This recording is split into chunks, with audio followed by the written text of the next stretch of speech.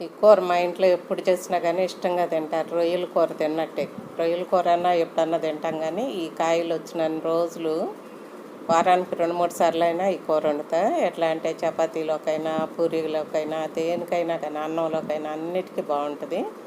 ఇక ఇది కావాలన్నప్పుడల్లా కర్రబుచ్చుకొని కాసిన కాయలు కొట్టుకోవటం, తెచ్చుకోవటం, కూరగాయలు కోసు తెచ్చుకున్నట్టే. ఇది మాత్రం భలే ఇష్టంగా తింటాము. నాకు వండటం కూడా అంతే ఇష్టం, ఎందుకంటే ఇష్టంగా తింటారు కనుక. ఇందులో పండుకాయలేమో తీపి వస్తాయి కదా, అవి మాత్రం ఏరేసి తినటానికి ఇచ్చేస్తాను. దోరగాను పచ్చిగానే ఉన్నాయి మాత్రం కూర వండుతాను. తీటి వండితే, తీపి వచ్చినవి వండితే కూర తీయగా వండుతాను. అందుకని ఈ కాయలన్నిటినీ ఇక పప్పులో వచ్చేసి, పప్పుల్లో ఈ గింజలు కూడా వేరే చేసేసి ఇంక వీటిని కూరకు రెడీ చేసుకుంటాను.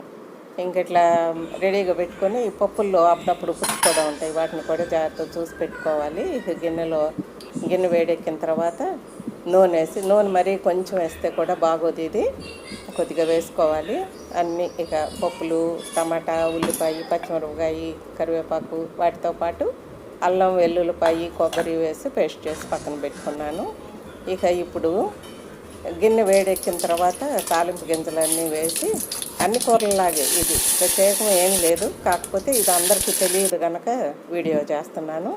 ఉల్లిపాయ, పచ్చిమిరపకాయ, కరివేపాకు అన్నీ వేసి కాస్త దోరగా వేగనిచ్చి అప్పుడు ఇందులో టమాటాలు వేస్తాను. టమాటాలు మనం ఉప్పు వేస్తే ఉల్లిపాయ తొందరగా వేగుతుందని ముందే ఉప్పు, పసుపు కూడా వేసేసుకుంటాను. ఇక టమాటాలు పేస్ట్ చేసి వేసుకోవచ్చు. నేనైతేనేమో నాటు టమాటాలే కదా అని అట్లా చిన్న ముక్కలు కోసి వేసేస్తుంటాను.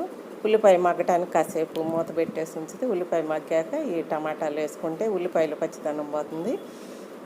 లేకపోతే ముందే ముక్కలు వేసేస్తే అది ఇది పచ్చి పచ్చిగా ఉంటాయి. అందుకని ఇట్లా మూత పెడితే కాస్త మగ్గిపోతుంది కదా, తొందరగా మగ్గుతాయి ఈ నాటుకాయలు కనుక.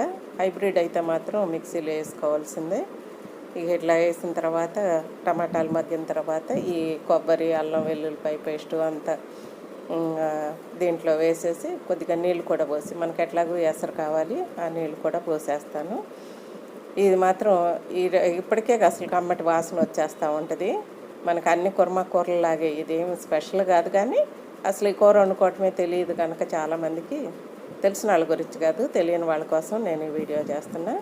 ఇక ఈ పప్పులు కడిగి రెడీ చేసి పెట్టుకుంటాం కదా, వీటిని ఇప్పుడు టమాటాలు కూడా ఉడికిన తర్వాతే, ఉడకముందు వేస్తే టమాటా ఉడికిన దాకా ఆగితే ఈ మెత్తగా అయిపోతాయి. అందుకని టమాటా ఉడికిన తర్వాత ఈ పప్పులు కూడా వేసేసి, ఇప్పుడు ఉప్పు ముందే వేసాను కనుక కారం ఇప్పుడు వేస్తున్నా. కారం ఎందుకు లేట్గా వేస్తున్నానంటే చూసుకుంటా, ముందు పచ్చిమిరకాయలు వేసాం కదా, కారం సరిపోను ఉందా లేదా, తక్కువైందా అని బట్టి వేసుకుంటాను.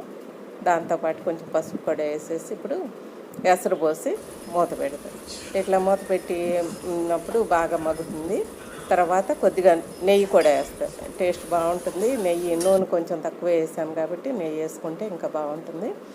దాంట్లోనే తరిగిన కొత్తిమీర, దీంతోపాటు కొద్దిగా గరం మసాలా కూడా వేసాను.